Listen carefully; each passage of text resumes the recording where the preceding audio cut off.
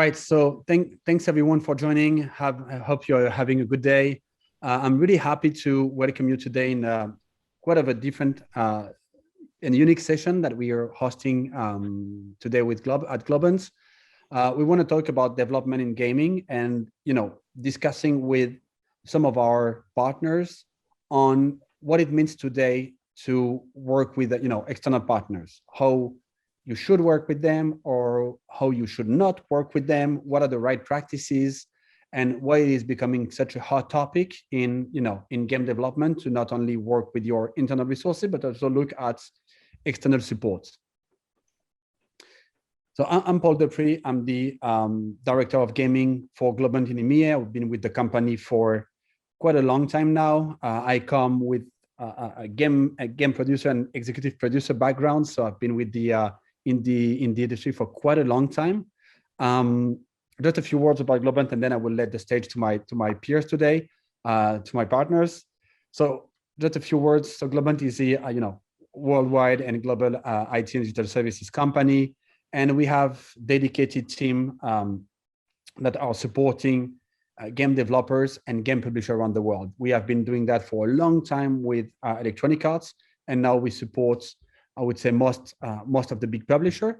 And gaming has always been important for us, and as a testimony of it, or as a proof of it, we even created our own esports team, which is called GET for Globant Emerald Team, that just ascended in the LLA last month. So we're really happy, and we feel that we feel really legitimate when it comes to talk about gaming.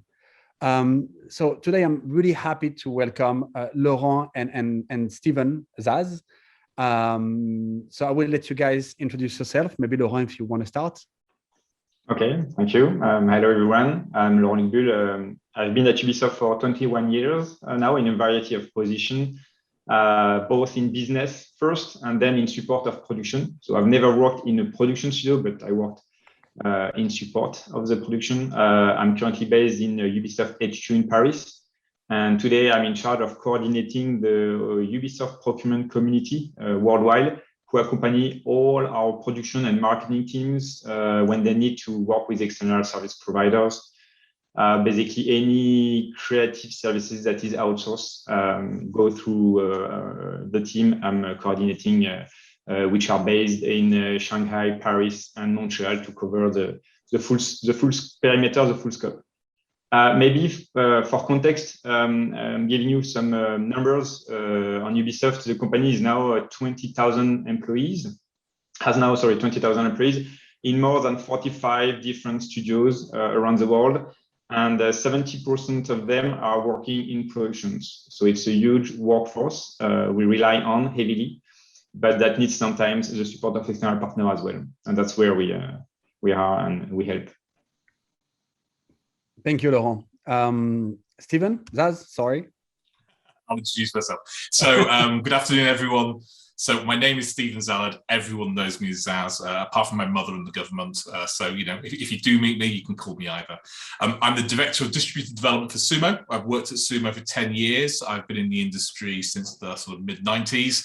We actually started a company called Gremlin, which was based in Sheffield and has some relationship with Sumo as well. So in some way I've known the Sumo business, for 25 years or so. I've worked at EA, I've worked at Criterion, I've worked in production, running technology teams. I was actually a significant manager in the renderware team as well. And in 2011, I joined Sumo. I ran a lot of their large sort of projects, so a variety of projects from 2011 to 2019, all with external partnerships involved. And in 2019, I decided I'd take this sort of change and try and transform how Sumo worked with external partners. So, I mean, Sumo is nowhere near the size of Ubisoft, where we aren't 2,000 people yet, but we have a large distributed workforce across the world. Many studios in the UK, we're opening other studios across the board. And we're part of Sumo Group as well, which brings in Atom Hawk, who work with the film industry and the games industry, and Pipeworks in the west coast of North America. So lots of things going on at Sumo, fast-growing company. And really where I am right now is a lot of people are introduced to me in the external role, but ultimately we're trying to get a situation we're managing talent across our entire business. So each of the studios have got their core teams. They need to have different levels of partnership with different people. They collaborate internally, so our studios work with each other. It's quite a large sort of set of people who all can work independently, but all cross-pollinate and work together. So that's kind of Sumo's agenda going forward.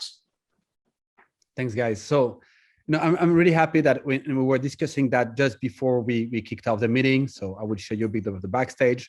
But I think the discussion today, I hope, will be as rich as it can, because there's 3 companies here with 3 different visions and even 3 different business models and different ways to reach audiences and make games. So I'm really happy that we can have this session, the 3 of us.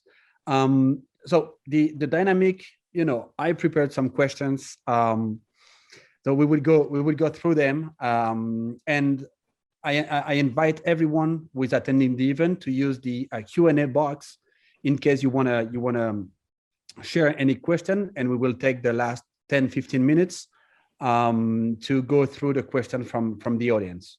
So I think we can start, and I will start with a tricky question for you guys, because it's a broad question, but I think it's good to set the stage.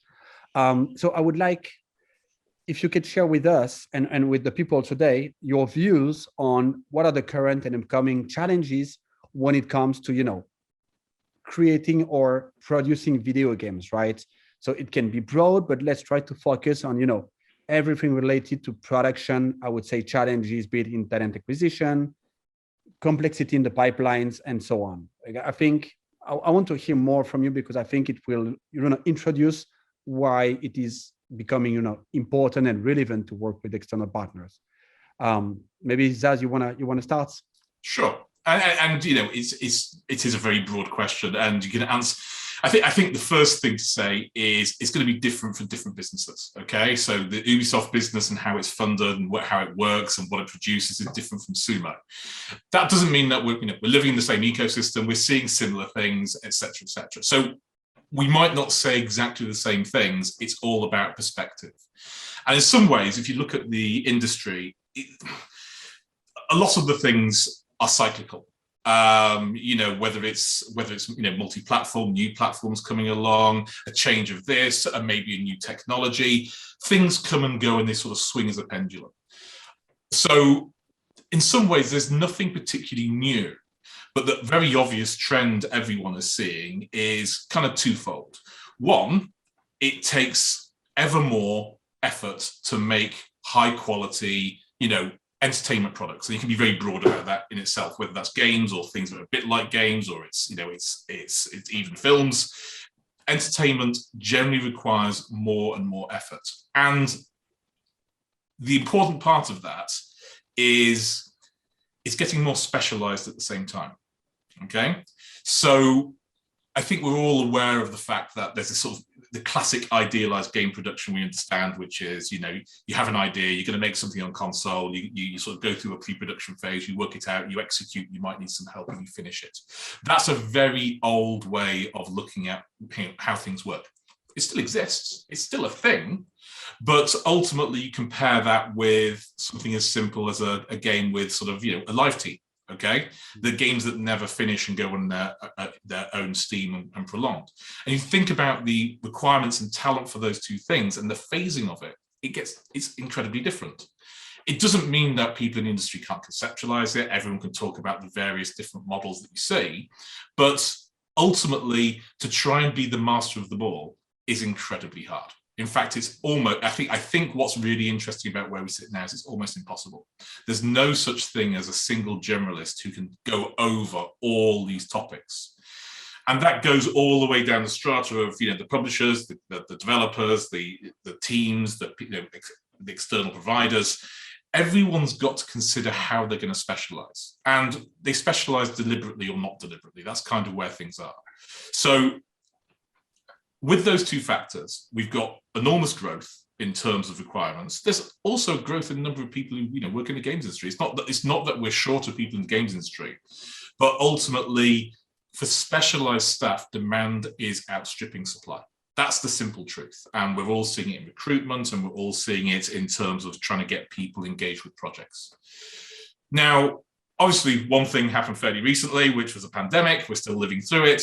And that had some interesting change to go through this inflection point where suddenly, it's getting very hard to find those specialists who can work on whatever flavor of, project you're working on.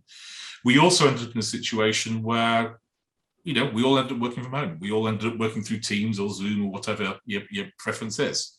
And geographical location became less of an issue. So what we're seeing is that people are now working ever wider with their, with their global workforce, whatever that global workforce is. In some ways, beyond logistics, the most complicated thing is time zone now. Can you get people to work together in the way that you want when you have several hours apart? And everyone has a certain tolerance depending on what's going on. So finding the right talent and the right specialisms at the right time has got to be the thing which is causing the most production challenges. And I think everything else, sort of sits underneath that. So, one of the examples you gave, Paul, was about, multi-platform. Multi-platform's been around for ages, okay? It's been around as a thing since the late 90s. And there's various tools, famously Unreal, that allows you to go and do better, multi-platform development. But when you think of the distance now between making the classic console game or the high-end PC game and then the mobile game and the AR game, they're all so different. And they have such different audiences and they have such different things, things to do. Again, you end up in this specialism. So I guess the main challenge is we have so many people working in the industry. There's so many people who want to contribute, but the proportion of those key people who have the core knowledge of how to make those particular projects work is getting rarer and rarer. And that's how I'd start it off. Thank you. Laurent, maybe you want to share with us your thought on that? Yes, actually, I can't agree more on the fact that the complexity of the industry, which is never stop evolving, has created this issue in terms of finding the talent. And for me, everything came from the increase for demand. Basically, we've seen new platforms, new game genre, new ways of connecting players together. The lockdown increased also the demand for game, the variety of games, but also the number of game or the length of them, the post-launch animations that you request to keep your player into your games. And at some point, it's a human fact that it's not manufacturing game, it's made by humans, and the pool of talent is limited. We grow it year after year. We are everybody is pushing to train new juniors in making links with schools and bringing more women in games and trying to find ways of increasing this pool of talent. But it's true that we face now a situation where the whole industry try to keep its speed on delivering good quality game content, and sometimes having issue or difficulties in terms of bandwidth or expertise because of this complexity to do it internally 100%, reaching out more and more, I would say, to external partner, but the external partner having the same issue of how can I maintain how can I keep my people, how can I maintain them interested in what they work, and it's this all element that make it a big challenge. The thing I noticed as well is on top of the usual, I would say, game maker, the newcomers like big players, Google, Facebook, Apple, Amazon, everyone requiring their own exclusive content for their platforms. Such as Microsoft, Sony, or Nintendo is doing for years and years, but it's the same thing. It's increasing also the fact that it's not just one game for everything. It's like also multiple number of game that needs to be developed, and that's also bring a pile up on the fact that we are actually lacking resources to do other elements. So basically, the industry is in need of more production power, more workforce. Even for me, with the support, and that's something we could discuss later on, but even with the support of automated productions, we see that we are trying to find a way of how can we catch up. Maybe making things faster, easier, using AI, using whatever possible to produce in a more automatic way, to put our human where it matters, on the creative aspect, on the polish aspect of the elements that are produced. But we are not yet there. So it's going to be hard to just cope with this demand. Some other challenges I noticed are, and you mentioned it, work from home. For me, it's also in some ways a limitation in some aspect. I personally think that on the conception phase and so everything that is creative sometimes is very hard. So we lose a little bit of productivity, and on the closing phase as well, it can be quite complex. The pipeline are more complex. You mentioned it, something online operation, monetization, matchmaking, reward program, anti-cheat. I mean, we have ton of things that comes on top of the game itself that are now mandatory. And this is also something that I hope everybody understands that making it is not as simple as it used to be. It's very, very complex to make it work as expected by the gamers. Lastly, when another changes linked to the remote work consequences, I would say that talent are a little bit more volatile than before. Indeed, they are not tied to a specific location anymore, and they can work from everywhere, almost on everything. It's not entirely true, but that's clearly something that's also putting pressure on how to retain talents. I don't have the answer, but I know that's something every HR is looking at very carefully at the moment. Actually, there is definitely a high competition for talents, and that's also something that is quite of a challenge currently. Can I just pick up a little bit there? For me, I totally agree, but there is a very particular sort of line that I think we need to understand. That, I mean, you're right. A lot of games production, if you're making, that's something like World of Warcraft, there's a whole bunch of content. At some point, you've got to go and make a whole load of effort to go and make that content. That makes sense. In some ways, that's a more solvable problem, okay? That's a situation where actually there are very good teams around the world who can take on that large capacity work and do it. And in some ways, that's, unless you're making the particular game and you're really chasing that and you're at the wrong moment, that's not the limiting factor for me. So it's not the effort. I think we can get enough effort. It's the particular specialist knowledge. And that's what we're finding hard. So we're growing quickly. We're able to bring people in. We're able to, train them and bring things up.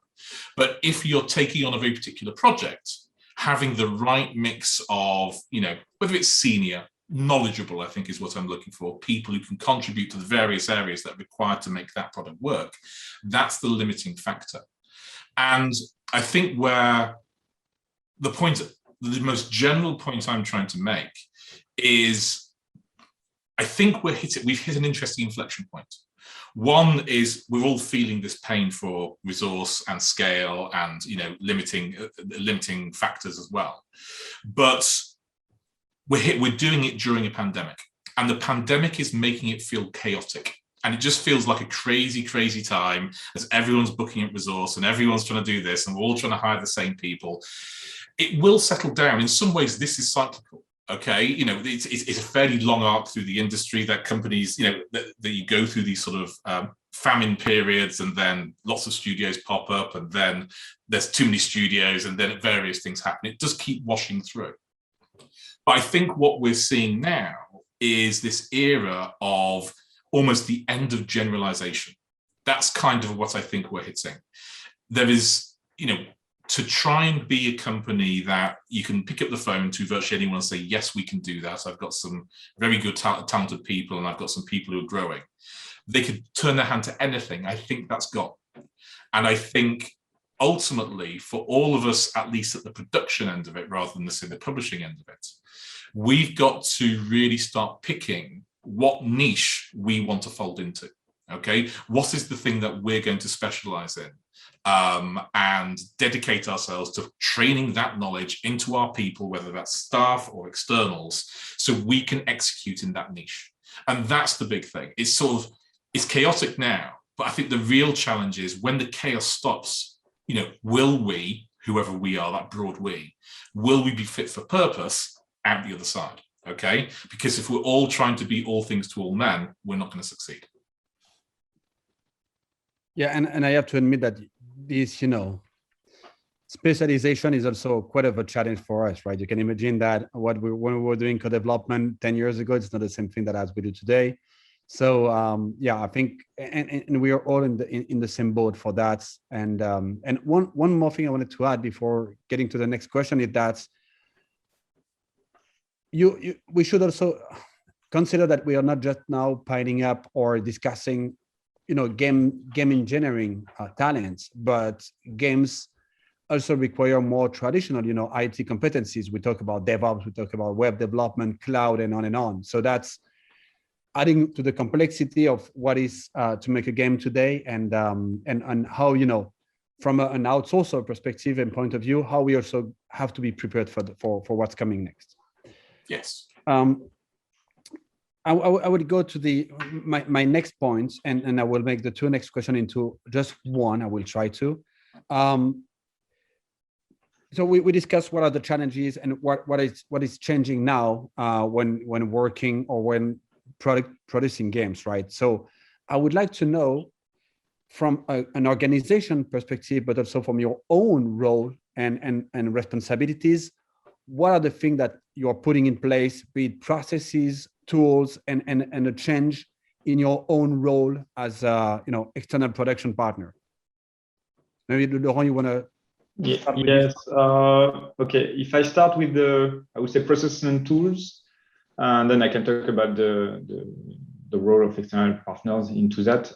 What is important, more important than ever, especially with the size of our company at Ubisoft, is to monitor closely our internal workforce efficiency. We need to know who's working on what and making sure that everybody is occupied on something that matters really. So get the most out of our talent. We need to increase knowledge sharing. Something we'll put a lot of effort to make sure that best practices are shared. Take alignment, trying to not reinvent the wheel, focusing on developing, reinforcing our own proprietary engine to allow us future development and innovative gameplay breakthrough, for instance. That's something we are focusing a lot at the moment. Also, which is important when it comes to rely on external partner, is building and having a strong database of external service providers, accurate with valuable information, not just a simple website link, but much more about what are their real expertise, what we've done with them, if we worked with them, what were the outcomes, the results, the review that could have been put in place by the people who work with these specific partners.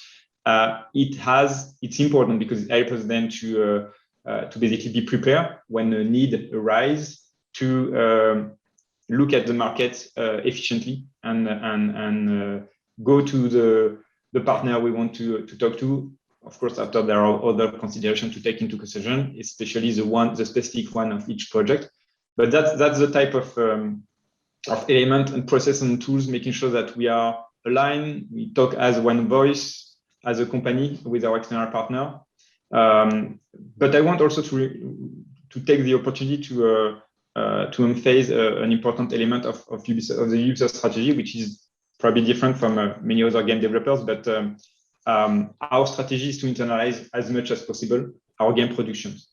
We use our incredible workforce to do so, and we want to to control every layer of our production pipeline. We want to remain agile and independent in this evolving market. So it's very important to understand that we are always looking at making everything by ourselves. However, not everything can be done internally. And then that's the reason also why we externalize part of our productions. We do rely on external partner when we lack specific skills, which can happen, or when we lack internal bandwidth.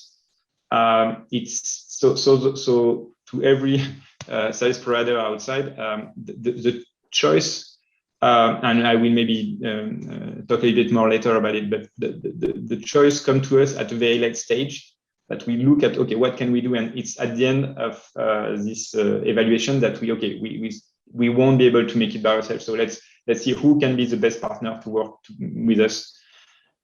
There is one element that is interesting, is sometimes I look for non-expressed needs. And that's something maybe I will develop later on, but is also knowing what the market has to offer that the teams may not have asked for. And that's where also there could be an interesting value and collaboration, especially with the long-term partners on, okay, what could we develop that could be often help for Ubisoft that not even are aware that need it, but once we will showcase it, we know it's going to be useful and it will bring a lot of value to the game concerns. Right. Or is that okay for you, or do you want? Yeah. Maybe Zaz, you want to share your own insight on that and how your role also has evolved, because I guess you've been in the industry for quite a long time, right? Working with external partner or even as the manager for external production and external services. So would be interesting also to understand how your role and your activities in the day-to-day have been evolving. Okay, interesting. I mean, so I was just reflecting on what Lauren said, and of course, there's a lot of best practice in there, which of course, is I totally agree with. Okay, so ultimately, understanding external, who's external, what they're good at, what the behavior has been in the history, what fits, what doesn't fit, etc., etc. I think the interesting thing was, Sumo and Ubisoft are radically different businesses, very much in the same space, and we work together. The interesting thing was where Lauren is, and I totally understand this, and I can get there, is he's saying they want to keep as much of their production internalized as possible. And that's great. That absolutely works when you have got, 20,000 people in the company, and it's a huge thing to do. For us, we're kind of designed the other way. Of course, there's a preference. Of course, you would like to know everyone working on your team and have a 10-year relationship with them, and be able to finish each other's sentences. That makes sense. But it's not that we don't believe in that. We do believe in that, and there's many times that we'll speak up for that kind of thing. But ultimately, a lot of our planning and growth is around partnerships. So it's ultimately, we have a lot of, people who've worked in the industry for a long time in the business. And what the point is to try and get them to work with internal and external people, whether that's even sharing. One of the things Sumo did very early on was it had a Sheffield base and it had a Pune base. And our business model's always been around the fact that we can get people in Pune, they work very well, we can train them up. There's a lot of talent over there. But there's a lot of people with a lot of history in the games industry in Sheffield. And by getting that co-development going, we get into a situation where the people who can share all the knowledge are not always just dedicated to a single thing. They're working on multiple things and sharing that knowledge. That knowledge is getting into the whole team, including, the team in Pune. And it grows on knowledge within the business. So by being external facing, and of course that is kind of internal facing, but working with partners that you can say, this thing here, this element of business, we'll absolutely show you how to do this. This is something that we don't have time to fixate on. We're going to look at the next thing. And so I think what we're looking at is having a sort of almost like an onion layer of partners.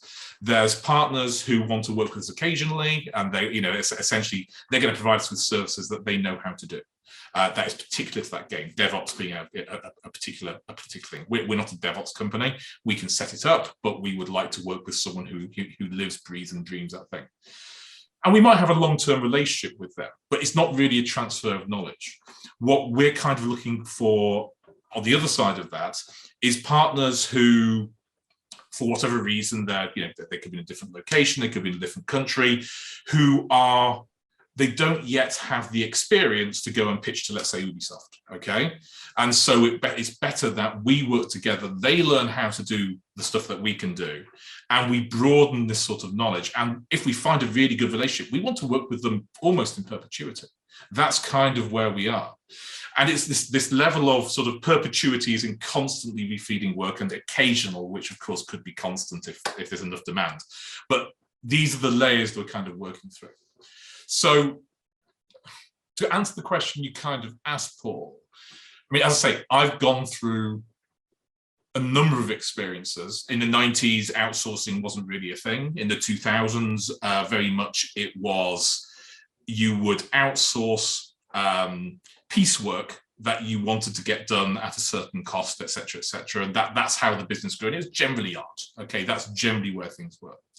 From about 2010 onwards, there was more opportunity in a way. There was more desire to co-develop. There was more desire to collaborate on things. And rather than farming something out and saying, my classic example is hats, just because, we want to make 10,000 hats, we're going to sign off on this VTAR, we're going to do all these things, and here's the workflow, please execute, we'll see you next month. Ultimately, now it was a situation where we were not only relying on the effort, but also some of the creativity and some of the other stuff we still review. And that's what's leaking in. The areas that we will trust our trusted third parties to do are getting richer and richer, okay? And it's all down to what's really important. And it's a real challenge that when you're making this sort of auto-driven AAA product where everything has to be reviewed and controlled by a central group, a lot of games aren't like that now. Ultimately, there's fundamentals, there's things that you put in place, there's background things, et cetera, but there's a really important part of the game that you want to spend all your energy on. That's where we want to spend our time, on the thing which is the core, the most core element of it, the thing that our customer really wants us to do. And then the stuff that is the extra, we're really open to partnering and the creativity around that. I think that's been the journey all the way up to where I took this job in 2019. That was my personal experience as a dev director. I was saying, I want to do that. And ultimately, I think when I took this job, it was to try and make Sumo in that image to some degree. Which is how do you get to a situation that my personal experience with a few partners can be expanded into multiple partners, and more importantly, as we build these specialist studios, how can we do it internally as well? One of the most one of the interesting moments, I think it was about 3 weeks into the pandemic, was I was working with a colleague, and we'd all gone remote. And he made this quote, and I don't know if it was him originally, but he said, well, we're all the same now. And it was like, that's very true. Ultimately, we've all been living in these 2D boxes. There's the walls between internal and external have kind of shattered. It's going to be interesting to see how it goes back. And one of the interesting results that happened at Sumo, which I think is particular to us, is, of course, people are more welcoming to externals. But what's happened is, because now everyone is the same, they tend to want to integrate those internals much more. They want them to actually be the person who sits next to them. It doesn't matter really geographically where they are. So rather than getting into a situation where we thought we were, where that was, oh, we'll hand off this to Globant and we'll hand this off to someone else, et cetera.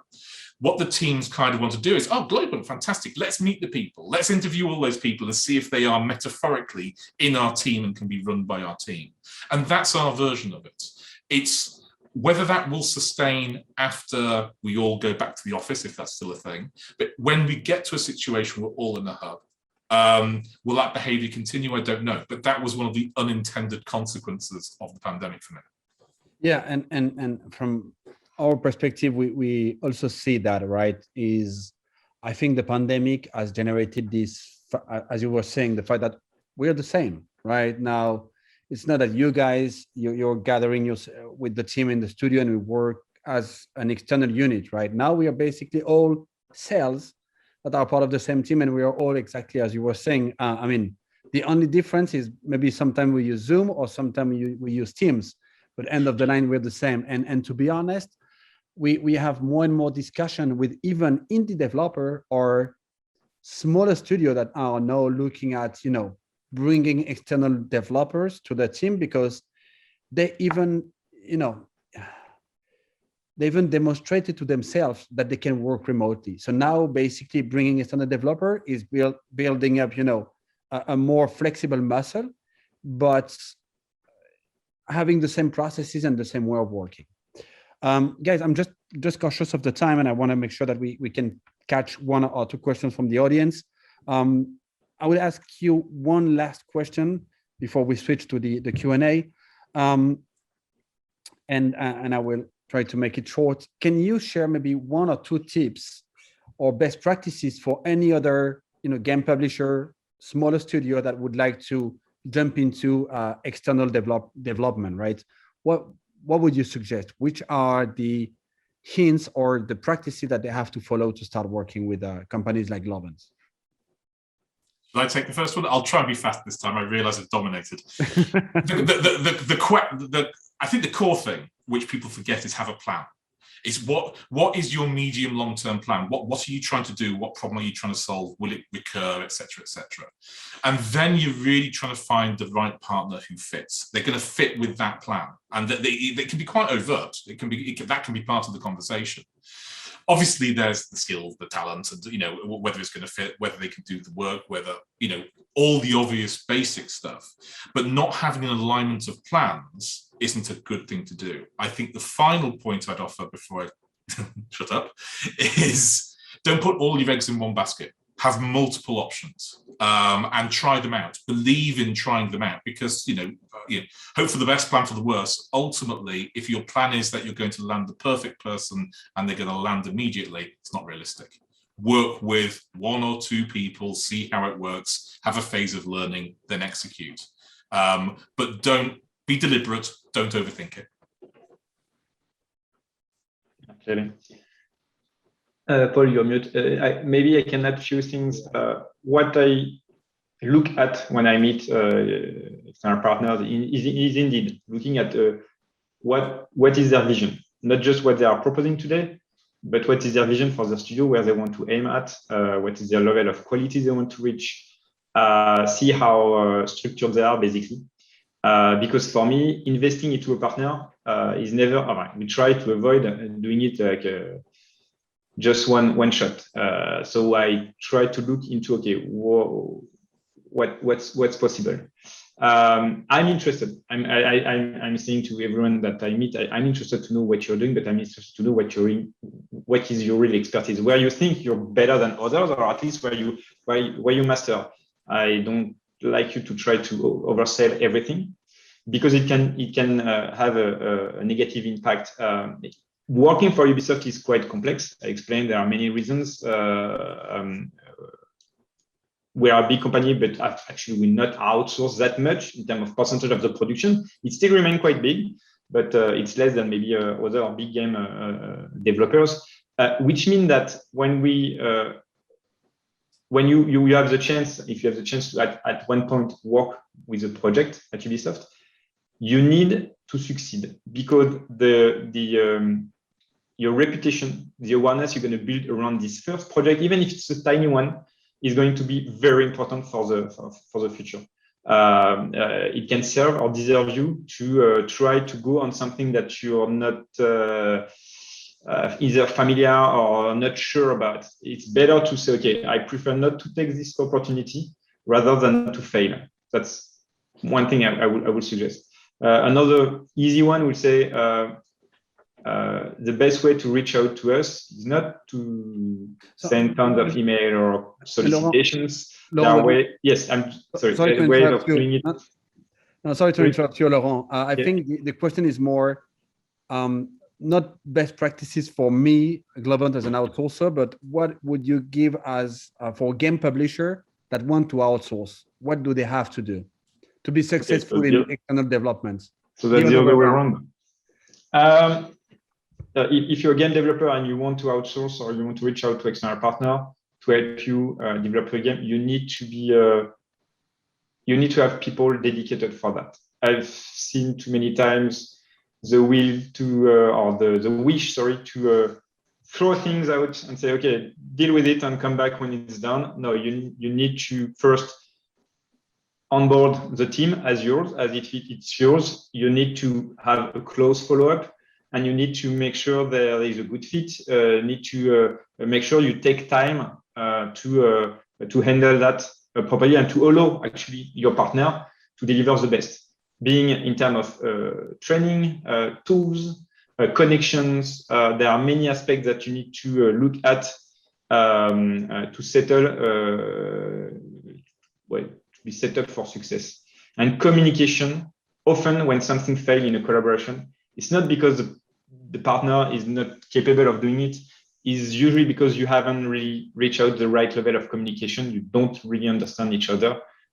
So it's also something that is very important. So having people dedicated, knowing how to handle collaboration is key to success.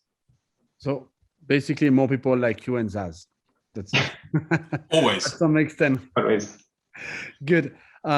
Yes, sorry if I jump on it, Laurent, but I think that the idea was. I'm sorry, I was going the wrong way. Sorry. But I'm taking good note of what you say. I should not overcome and oversell to you guys and make sure that I'm successful when working with you guys.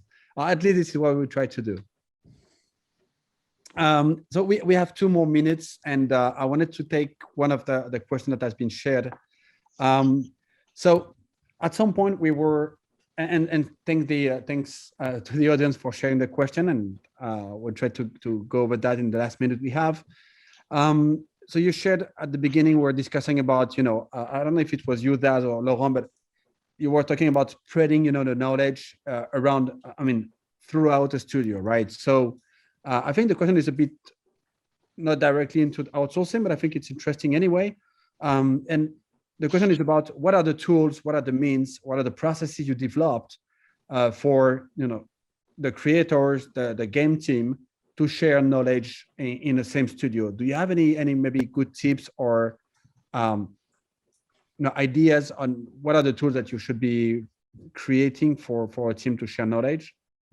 There's a few layers. The first thing is make time for it. If you don't make time for it, it won't happen because everyone's too busy. And it really is, it's part of your investment into your own studio. There's obvious sort of, if you do sort of break things down and you have sort of fireside chats about particular things and you have particular experts that you can go to, that's important. So there's some baseline stuff. What we did recently is we created a learning and development department, a great team there, and they brought in something that we internally call Dojo. I think it's based on the Thrive system, but ultimately we now have a hub which anyone, with a bit of moderation obviously, but anyone can put forward learning experience. And there is, I think one of the important things with that is although there's a little bit of draw for particular topics, it's kind of a little bit of a free-for-all. It's not as a free-for-all as Reddit, but it's somewhere in between. That if you want to teach people about your passion and your interest, that's good. If you want to create a playlist of educational YouTube or Udemy videos, you can do that. So ultimately, it's creating a forum and giving people time and making it kind of a pillar of what you do. I think that's what it is. And what's interesting, if you go to the retention point, there's a few things that drive retention, but one of the key ones is, am I learning? And if you're not learning, that's going to be one of the things that makes you think, maybe this is no longer the place for me. So we've invested, we see it as a core thing. It's not like it's Hogwarts or anything like that, but ultimately transmitting learning information. We have learning days, we have policies around that. So I think the first thing is make it important. Laurent, anything you want to share? No, I think, you covered it. Make sure you dedicate time for it. After that, depending on the size of the team, size of the company, of course, for us, it's a whole department that is in charge of knowledge sharing. And it goes through having community of experts, being able to talk to each other with the right tools to do so, to either exchange or take decision for the group. We even have created at Ubisoft what you call a UDC, so Ubisoft Developer Conference. So it's like the GDC, but for Ubisoft only, same thing. The purpose is making sure that people can share and exchange. It has to be done at very low level as well as for the whole company. So you have to tackle this at different layers to make sure that the information and the knowledge spread among the developers. Yeah, and don't hesitate to also bring on your external partners in those sharing knowledge time, because we also, when we work together on features, we also acquire knowledge, or we can also share some of the knowledge we saw in other projects. And that's also, I think, the richness of working with external partner, because we, at least at Globant, we really push this cross-pollination. I think I heard this terminology at the beginning, where we also want to bring, stuff that we do with other publisher without obviously breaking any NDA, but maybe processes or good practices that we see and how we can adapt that to another game team. So I think we would have to wrap up, guys. I think you're some of my favorite partners. So I could talk for hours. We can talk about what are the latest game you've been playing, but I think the audience maybe has other meetings now. So thanks a lot for joining. For everyone who has been joining, thanks a lot, Laurent and Zaz, for making the time, preparing the questions. Taking your time with us today. So that was really interesting. And I really hope we can have another session soon, maybe with you, maybe on another topic. Thanks everyone for joining, and have a good end of day. Thank you very much. Cheers. Thank you. Thank you.